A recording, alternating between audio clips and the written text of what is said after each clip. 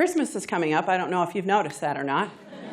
It's coming up, and I'm going to talk about that today. And, you know, I hate to be kind of Walmartish because we did just have Halloween, and I'm going to talk today about Christmas.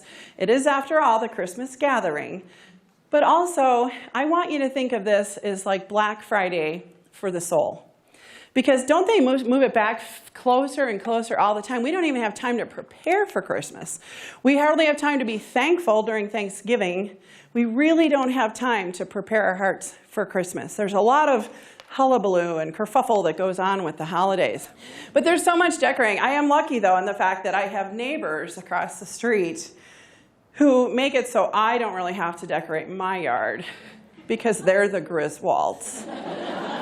Yeah, you know if you don't know what that is, it's tacky. Okay, it's a little bit overdressed, over-decorated. We have to use, and this is not a joke, we had to buy room darkening shades for the front of our house because our little boy couldn't sleep. They were so bright through the front light. And I always tease our neighbors, who we love. They put it up to polka music every year in October. Oh my gosh, I'm not making this up. You just can't. But they play the polka music, they put up the lights, and I always tell them, I can't use my blow dryer the whole month of December. It's going to blow the neighborhood, okay? So we feel no need to decorate. One of the other neighbors puts a little sign that points to their house. And it says ditto, like, yeah.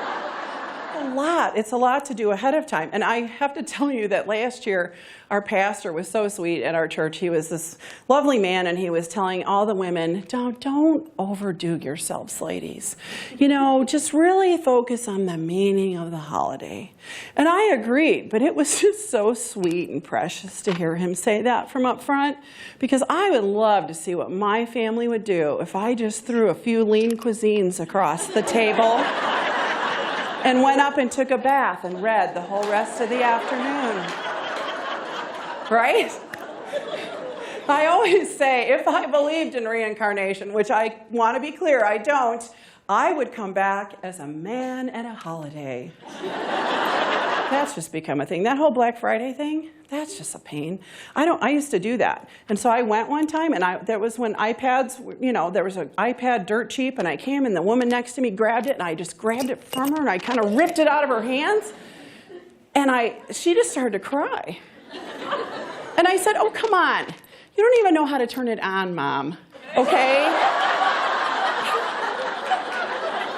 Holy infant, so tender and mild, sleep in heavenly peace. Sleep in heavenly peace. I look at the face and the innocence, and yet I realize that he did not just come to live. He came to die. That's really hard. That's a really hard concept for me. And that's a concept that was really made clear to me when one of my sons entered the military. And he brought papers in for me to sign. He was young, and I had to sign papers that said where they were to send his effects should he be killed. And I was like, I don't want to sign that. I have no interest in signing your papers. And yet, I realized that that's what God did for us. He not only signed the papers with Jesus, he wrote the papers in the first place. It's called the Bible. He wrote that, and he made him incarnate. He made the Word become flesh so that we would see the love that he has. And I love you, woman, but I didn't want my son to die for you. I wanted him to come home. I wanted him back at any cost.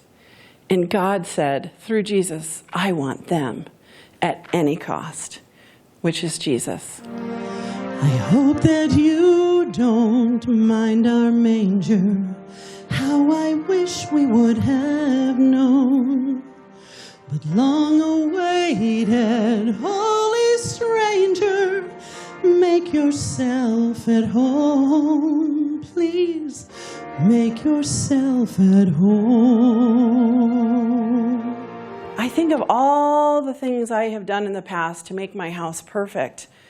and to make my tree beautiful. And I did go all Martha Stewart on a lot of things. That was before she went to jail for insider trading. I did watch her before she came out and made the poncho big again, which I love because I love a poncho. But, you know, with the bat wings, I love this shirt because it makes my upper arms look small, okay? You can't even see what's flopping above that.